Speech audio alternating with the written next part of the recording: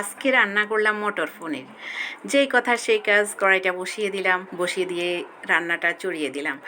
পরিমাণ মতো তেল দিয়ে, পরিমাণ মতো লবণ, হলুদের গুঁড়া দিয়ে পনিরটা দিয়ে দিলাম। লাল লাল করে ভেজে পনিরটা তুলে নিলাম।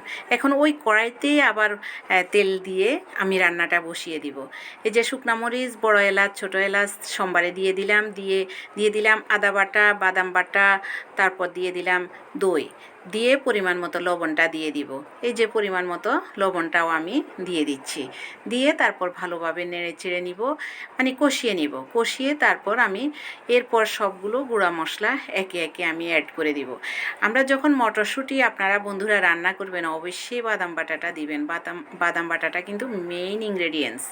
এখন আমি দিয়ে দিলাম ধনিয়ার গুঁড়া, জিরার গুঁড়া দুটো অ্যাড করে দিয়েছি। এরপর দিয়ে দিব মরিচের গুঁড়া, লাল মরিচের গুঁড়া, তারপর হলুদের গুঁড়া দিয়ে আমি কিছুক্ষণ কষিয়ে নিব।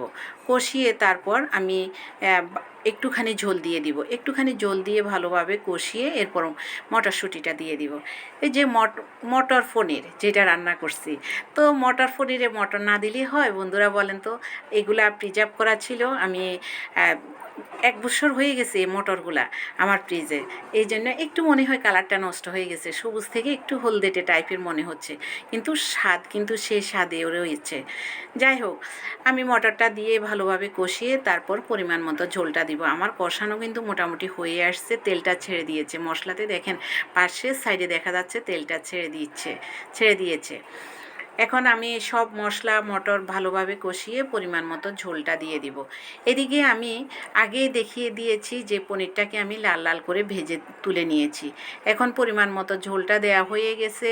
এই ঝোলটাও আমার সিদ্ধ করা গরম জল ওই গরম জলটাই আমি ঝোলে দিয়ে দিয়েছি। দেখেন আমার পনিরটা খুব সুন্দর লাগছিল। এই ফাঁকে আমি কিন্তু একটা পনির টেস্ট করেছি। দেখেন খাচ্ছিলাম, একটা পনির খেয়ে দেখেছি, এত মজা লাগতেছিল না।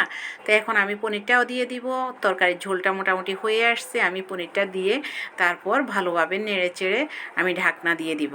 ঢাকনা দিয়ে আঁচটা কমিয়ে দিব। আসলে এটা এত ঝটপট রান্না করা যায় না, একদম আস্তে ধীরে রান্না করতে হয়।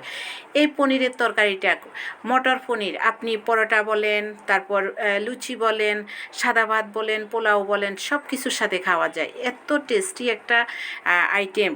আমার মেয়েরা তো এত বেশি পছন্দ করেছে। দেখেন আমার তরকারির ফাইনাল লুক একদম সুন্দর করে আমি ঢেকে দিয়েছি। ঝোলটা সুন্দর কমে আসছে গ্রেভিটা, আর গ্রেভিটা এত মজা লেগেছে।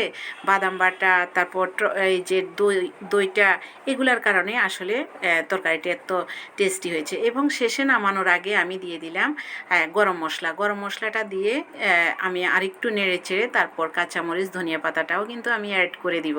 তরকারিটা সেই সুস্বাদু হয়েছে। এই যে আমি দিয়ে দিলাম এখন ধনিয়া পাতা, কাঁচামরিচ, সব মশলা একাত্রে দিয়ে তারপর আমি ভালোভাবে নেড়ে চেড়ে তরকারিটা আমার হয়ে আসছে, আমি নামিয়ে নেব। বন্ধুরা, আমার তরকারিটা কেমন হয়েছে? আপনাদের সাথে তো সব সময় আমি ভিডিও শেয়ার করি, দেখিয়ে দিই।